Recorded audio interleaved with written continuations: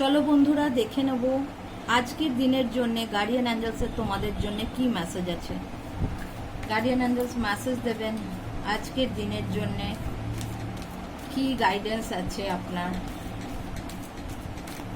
কি গাইডেন্স আছে সবার জন্য আপনাদের। আচ্ছা, এখানে এই কার্ডগুলো আমি নিচ্ছি না, এই দুটো কার্ড যেহেতু আলাদাভাবে পড়েছে আমি এই দুটোই নিচ্ছি,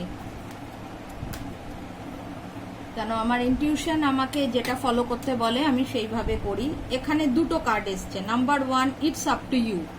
1 নম্বর কার্ড বলছে এটা তোমার ওপর, তুমি কি সিদ্ধান্ত নেবে, কোন দিকে যাবে, কি করবে, এটা সম্পূর্ণ তোমার ওপর ওনারা ছেড়ে দিয়েছেন।